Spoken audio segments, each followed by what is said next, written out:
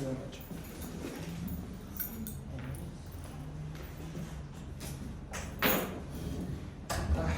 This is the last topic which will be included in your midterm exam. Extremity, you study, by the way, up to the 80 of the May. That's except this class, we will have 2 other classes.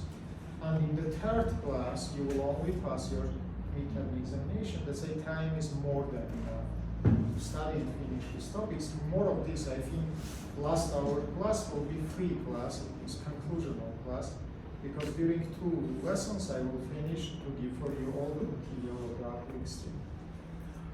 Minute attention here. I don't want now to read for you material of the lecture, because as I say, on Friday you will listen this lecture. Just I want to say you some important points about upper extremity. Then only after this, we will start to study the free upper extremity, as I promised you 2 minutes before. Now, minute attention from a friend. Don't sleep, please. Listen to me. Don't write anything. Just listen to me, please. Everything is written in your slide. Just listen. Extremities, upper and lower extremities, have a lot of anatomical and topographical specificities. First of all, I want to remind you that both extremities are divided into 2 main compartments. First one, it is the gilders, and second one, it is free upper and lower extremities. What is the gilders? Gilders, it is part of the extremity which is communicating axial skeleton with ossal skeleton, otherwise connected extremity with the trunk. For upper extremity, it is the shoulder. For lower extremity, it is the pelvis. Then we say extremity, we understand 2 compartments of it. One, it is the gilder, which is communicating the extremity with the trunk. And second, it is free extremity. Now we speak about upper extremity, let's say it is shoulder gilder region. And as you remember, it contains 4 parts. From anterior to posterior, look to me. It is infraclavicular region, which is the part of the anterior superior thoracic region. That is the deltoid region, which is coincide with position of deltoid muscle. That is the scapular region, which is the same to say posterior superior thoracic region.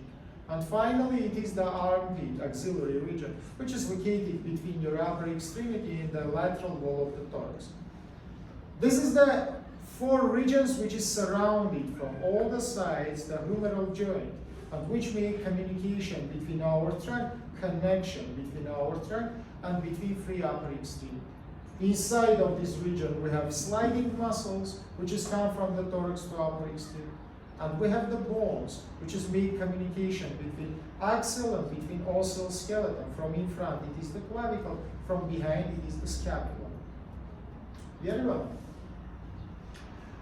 This is about the shoulder portion. Of course, all these regions during my lecture I will introduce you, and you will see that this shoulder gilder has huge importance for the vascularization, for the innervation of free upper extremity. Just to refresh your anatomical knowledge, I want to show for you this picture, for example, or that one. Here you see most important part of the shoulder gilder, which we call axillary region.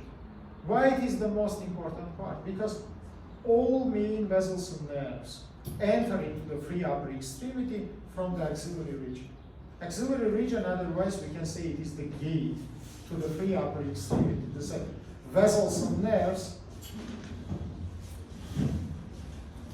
and nerves from neck region by the axillary region enter inside of the free upper extremity. So remember, please, vessels and nerves come from the neck region. It is the continuation of the subclavian vessels, and it is the plexus brachialis, which is formed by C5, C6, C7, C8, T1. That's a root of the plexus brachialis contain the 5 elements. From C5 up to the T1. You remember about it, please. This is about shoulder. Again, I say you point by point. I will mention all these structures during your lecture. Unfortunately, 100 times I call to your dean to put the practical class after the lecture. God knows why in your groups practical classes before your lecture. So this is make little bit discomfort for us. Yeah, but anyhow, this is not so big problem. Now we come to the free upper extremity. Now, before start to speak about compartments of free upper extremity, generally let's mention the borders of upper extremity. Look to me, please. Upper extremity has three borders. It is anterior, posterior, and it is the medial border of it. What is the anterior border? It is the natural groove, sulcus deltoides pectoralis, which is splitting your upper extremity from the thorax region. Posteriorly, we have the posterior deltoid groove, which you can see in this picture, which is coincide with the posterior margin of the deltoid muscle. Again, it is dividing the upper extremity from the trunk of the thoracic region. And finally, medially, 1 minute, look to me, please. It is imaginary line, which is connecting the inferior margins of your major pectoral and latissimus dorsi to each other. Above this line, we have the shoulder region. Below this line, we have the thorax, lateral wall of the thorax. This is the borders. As I say, you all upper extremity split it into the shoulder part and into free upper extremity. We mentioned the compartments in the shoulder. Now let's mention the compartments in free upper extremity. From up to down, it is the arm region, which is split it into anterior and posterior. It is the cubital region, again anterior and posterior. It is forearm region, again anterior and posterior. And hand, which is divided into carpal, metacarpal, and digits. Again, it is divided into palmar and into the dorsal surfaces, otherwise anterior and posterior compartments. This is the parts of the free upper extremity. The first region which I will introduce you, it will be our arm. A lot of diagrams we will draw together. Today we will draw 4 or 5 diagrams, very important. For example, for each type of the arm region, I will give the cross section. Please sit down here. There are a lot of plates. Why it's necessary to be moved? So sit down in front of me. Is it understandable for this? We will describe cross sections. We will draw the frontal section of it also. And we will draw the special diagram which is show formation of the collaterals. By the way, remember please, upper extremity, like the lower extremity, have very good developed collateral way of the supplements. Why it is necessary? Generally, extremities have some problems with supplement because usually they have one main vessel, artery, which is passed from up to down and make the supplement of extremity. For example, in the neck region, in the thorax region, situation another. We have segmental vessels, we have several vessels, which is in same time make the supplement. For example, it is subclavian artery in the neck, it is the common carotid artery, external carotid artery, several vessels. In extremity situation is another. From up to down, one main tube is passed, like axillary artery, which is become the brachial artery split into ulnar and radial arteries, and finally, main one tube supply all huge region of the human body. That's why our body decided and created some special methods of supplement, which is called the collateral methods of supplement. Many times I draw for you. What does it mean? Avoiding ways. There are the main way, for example, that one. And inside of this main way, blood is passing this direction. And there are some collaterals like this. Let's say collaterals is formed by some anastomosis. Now imagine here there are ascending artery, here there are descending artery. They join to each other, they form the anastomosis, and this anastomosis is called collateral network or collateral vessels, which is make here possible to provide the blood not only by the main way, but also by the collateral, avoiding way. What does it mean? If, for example, here main vessels will be obstructed, damaged, ligate, or something else, if passage of the blood inside of the main vessel will be or decreased or stopped, the collaterals can provide it enough or not enough, comparable with situation. Not all collaterals can provide enough supplement for extremities. Then I will explain you, or I will mention it. Is it functionally enough, or is it functionally not enough? Don't think that you use collaterals only in some critical kind of the cases. No, you will make some physical work. For example, main supplement will not be enough, and your collaterals will provide a little bit more blood to your extremities. Yeah, Let's say collaterals. In this case, maybe it is not understandable for you how we can provide the more subclavian. But imagine another case. For example, this is subclavian artery. This is the axillary or brachial artery. Now there are such kind of anastomoma. One branch is started from axillary one, second from subclavian one, and if the main subclavian will not be enough, little bit more blood will pass to the extremity by this collateral method of the split. So remember, please, formation of the collaterals is very important. In my lecture, I will give you several collaterals which is forming the shoulder region. Today, we will discuss collaterals which is forming free upper extremity.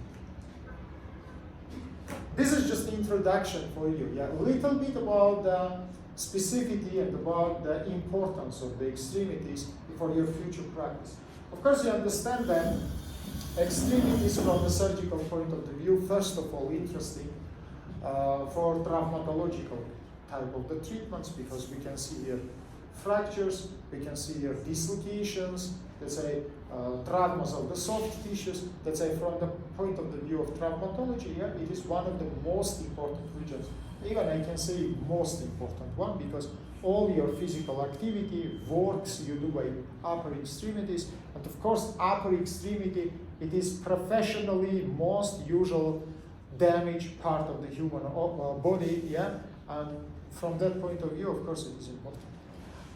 Extremity is very important from point of view of the angiosurgery, because vessels of extremities have the problems, yeah, connected with the gravity forces, the venous drainage from extremities, especially from lower extremities, not so simple. That's why we can have special inflammations of the veins, which we call the phlebitis, varicose disease. That's why this is the problems connected with the supplement of the peripheral portions of the human body. We can see arterial problems like the thrombosis, because I say you there are one main way of the supplement. If this way will be decreased or touchwood, closed, obstructed, of course such kind of the problems will make very important to perform some vascular surgeries, yeah, for recanalization and the retransfusion of the blood into the damaged distal portions. From the point of view of oncology, we can see here the tumors of the soft tissues, tumors of the bones, like the different type of the osteosarcomas. Let's say I show from the point of view of neurosurgery. Unfortunately, guys, from neurosurgical point of view, from the point of view of traumatization of the nerves, extremities has the worst situation comparable with another parts of the body. Why? Again, longly past nerves. For example, your nervus ischiaticus, which is starting from gluteal region, pass up to the tip of your fingers of the lower extremity. Of course, you understand, so a huge amount of the tissues, it is innervated. Below your knee region, it is innervated everything. Yeah, it is divided into two main branches: nervus tibialis and nervus peroneus communis, which gives the superficial and deep branch. Anyhow, if this nerve will be damaged, you understand that the developed hypertrophy will have in the lower extremity, because tissues is supplied not only by vessels but by nerves also. The metabolism of the tissues, it is mainly regulated by the innervation. So then we damage the nerves, of course we make the problem with the supplement of the tissues. This is just to show for you importance from surgical point of view, because as you understand, my subject mainly directed into the surgery, yeah, to show for you some surgical purpose. Now let's start to study free upper extremity. As usually, we start from the borders. Let's say the arm region. Arm region has two borders, upper and lower. Both borders is circular. What does it mean? It means that anterior and posterior compartments of upper extremities usually symmetrical, not usually, always. If you will take the lower extremity, situation will be another. In the lower extremity, we have asymmetrical situation. Why? In the back, you have the gluteal region, which doesn't have in front its anterior compartment. Anteriorly, you have subinguinal region, which doesn't have in the back its posterior compartment.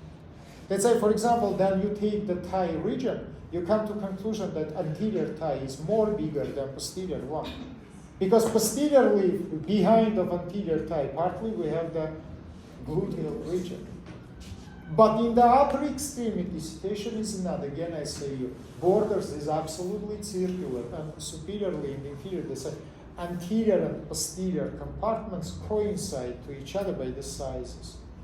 Let's describe the superior border. Look here, please. If you will make the circular line which is connecting the uppermost inferior margin of pectoralis major with uppermost inferior margin of latissimus dorsi, it will form the superior circular border of your arm region. Let's say this inferior border has 2 points, upper and lower. If you will connect it lower points, it will be border of your axillary region, which is divided axillary region from your thorax. If you will connect it upper points of the same inferior margins, it will be border between your axillary and arm regions, which is divided axillary region from arm region, shoulder from free upper extremity.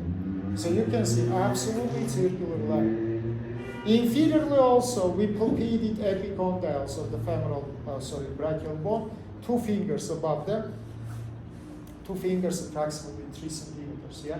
We provided the circular line. So circular line from up, circular line from down. Now, I should divide it arm region into anterior and posterior. How we do it? If you will little bit tense your biceps muscle, from 2 sides of the biceps, you will see very good visible grooves. We call it medial groove and lateral groove of the biceps. Along these 2 grooves, you provided the plane, and it is divided the arm into anterior and posterior part. That is division of it. Now, before I will start to draw for you the diagrams, little bit about structural specifics of extremities. Why for you will be not so simple to study extremity comparable with another regions? You must remember huge amount of the projections, huge amount of the vessels with their branches, and what is important, these vessels and nerves, which I say mainly presented by one main artery, which gives a lot of branches in the different places. Usually they change the position. From one space they become to another space, from one canal they become to another canal. So you must to understand 3D picture of the extremity. Yeah? It is not the plane structure, it is the volumetrical structure. And you, like the surgeon, must to be able to find the different portions of the same structure, upper term, middle term, lower term. Let's say, I decided to explain for you extremity using the cross sections and frontal sections, yeah, to show for you this 3D picture of extremity with all passages of all structures in different directions. Before doing, I want to remind you or teach you, comparable how you studied in your anatomy, about several specificities of extremities. On the extremities, there are 2 main types of the spaces. One we call interfacial space, as in the neck region, yeah? Second, we call osteofacial compartments. And there are one rule. Part of the extremities, doesn't matter now, is it upper extremity or lower extremity. The rule is general for both extremities. Part of extremity which has single bone, only one. It is your arm, it is your thigh, yeah? There are only one bone. Contain both type of the space. And interfacial space and osteofacial compartment. Vice versa. Part of extremity with more than one bone, your forearm, your leg, your foot, your hand, contain only osteofacial compartments. So remember, please, if the extremity contains more than one bone, interfacial spaces is absent. We have only osteofacial compartment. Rule number 2. If extremity has interfacial space, strongly made neurovascular bundles will be inside of that. Do you understand me? And mainly these neurovascular bundles, biggest from them, will be medial surface of extremity. Because medial surface, it is closed surface. Lateral surface, it is open surface. Samely in the anterior and posterior, it is open surfaces. The best protected surface of your extremity is medial surface. Again, doesn't matter in your upper extremity or in your lower extremity. It is much more protected. Osteofacial compartment. Osteofacial compartment contains muscles. This is the main function of osteofacial. But in the part of extremities with more than one bone, of course it will contain neurovascular bundles because we don't have interfacial spaces for them. It is understandable for try to not sleep, please. This is very important. Do you understand me? Let's say, if I will simplify these structural specificities, and I will try to draw for you just the scheme of the structural units for the part of extremity with single bone. Part of extremity with single bone. We will have something like this: one ring, second ring, and two interfacial spaces, for example. In the case of the thigh, by the way, will be three interfacial spaces. What do you see here? Structure 1, it is proper fascia. Structure 2, it is the bone. Structure 3, it is so-called intermuscular septas. What is it, intermuscular septa? It is the septa which is located between muscles, which is originated from deep layer of proper fascia. Remember, please, on the extremities, everywhere, forever, proper fascia has two layers, superficial and deep. That is superficial layer A, that is deep layer B. Deep layer B forms the intermuscular septus. You can see that this intermuscular septa in the region of single bone extremity contain two layers, and between them we have interfacial space. So now I can put here 2 and 3 in same time. 2 and 3 will be and septa and interfacial space inside of it. If I will draw, for example, part of extremity with more than one bone, something like this, for example, let's modulate the picture of your forearm section. This is ulnar bone in upper third. This is the radial bone. This is interosseous membrane. And this is two septas, which is originated from proper fascia, superficial layer. Deep layer. And attached to the bone, only to one bone, to the radial bone. By the way, in the lower extremity, they will touch to the peroneal bone. What is shown here? Septa content only one layer. No any interfacial space here, we don't have. But instead of it, we have osteofacial compartments. Here also we have osteofacial compartments. But here we have also an interfacial spaces. But in the region of extremity with more than one bone, interfacial space is absent. We have only osteofacial compartments. Conclusion. Here, neurovascular bundles will be inside of the interfacial space, muscles will be in osteofacial. Of course, finally, any big artery and nerve will give the branches to the muscles. Yeah, that is understandable. I speak about main trunks. In the second picture, vice versa, muscles together with neurovascular bundles will be in same one space, which is called osteofacial compartment. Inside of these spaces, two types of spaces, and inflammational processes can be developed differently. Inside of interfacial space, inflammation can simply spread it, pus can be spread, because it is free space. It's free space with the tubes, which is contain mainly the loose connective tissue. So if there are loose connective tissue, any pus can simply pass by gravity forces from up to down. More of these, usually this inflammation will have superficial location because nothing will not close it, from upwards. And in the surface of the skin, you will see all local signs of inflammation, dollar, collar, rubor, tumor. In case of inflammation inside of osteofacial compartment, situation is another. Pus will be between muscles. And usually the spreading of this pus will be not so simple, no any loose connected. Let's say if in first space we will see mainly formation of phlegmons, in second space we will see formation of abscess, a local form of the pus, not spreading. And local signs of inflammation will be not so much visible because muscles will close this inflammation. Let's say in majority of the cases from the surface of the skin, you will not see any inflammational signs because the problem will be deep. But then we will speak about the general signs of inflammation, not local. They will be much more developed if the problem will be inside of osteofacial compartment. Why? Because of absorptional qualities of the muscles. Why you make injection inside of muscles, not in the fat? Because muscles contain huge amount of the vessels. They can simply absorb it, not only medicines, but the pus. And they can give formation of intoxication. Otherwise, if the problem located in the fat, of course, fat doesn't have so absorptional force. Let's say if by mistake, instead of the muscles, you will inject the medicine inside of the pus, inside of the fat, sorry, in majority of cases abscess will be formed because the medicine will not normally absorb it from the fat. This is mistake, by the way, guys. We don't have intra-fat injections of medicines.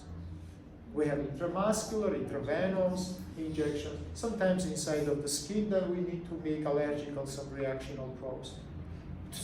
Because we have high absorption. So remember body, now write the name of first our picture, the cross section of upper third of body. As this, we will make now three cross sections for upper third, for middle third, and for lower third. But before start to make these cross sections, small review for you about the main vessels and about the main nerves of our extremity. Let's start from the nerves. As you remember, your spinal nerves gives two main branches, anterior and posterior. And anterior branches of spinal nerves can form the plexuses. You know, our plexuses is four. It is cervical from up to down, it is the brachial one, it is the lumbar one, and it is sacral. If cervical and lumbar plexus, brachial plexus, responsible for shoulders, upper extremities, innervation, lumbar and sacral mainly responsible for your lower extremities. So generally, evolutionally, the plexus is formed for the animals with the extremities. Animals without extremities, like the snakes or something like this, they have generally segmental innervation without formation of any plexuses. Okay, now about brachial plexus. I say you the segments of formation, from C5 up to the T1. And as you remember, it is divided into two main portions. Supraclavicular, which is located in the neck. As you remember, we describe it inside of interscaleneal space, together with the second portion of subclavian. But it's located a little bit upwards and behind of the artery, inside of interscaleneus, between anterior and between the middle scalenus muscles. Second portion of it is infraclavicular. This is supraclavicular portion in the neck. Infraclavicular portion, it is presented by two types of the structures here. Partly it is trunks, which is three. Trunks is located on this supraclavicular and the infraclavicular portion. There are three trunks. It is upper one, middle one, and lower one. By the way, name of the trunk showing its position towards the artery. One is above, second is below, third is in position of the artery, but a little bit behind them. Infraclavicular last portion we call the cords. Finally, inside of the last triangle of axillary region, then we study with you the thorax. We mentioned that anterior thoracic wall, we divide it into three triangles. Clavipectoral one, pectoral one, and subpectoral one. By the way, this triangle have the practical meaning, not for the thorax, but for the axillary region. As you can see in this picture, for example. Using these triangles, which is greatly shown there, A, B, and C. We divided the fossa axillaris, which is the deep loose connective tissue. If you will put your fingers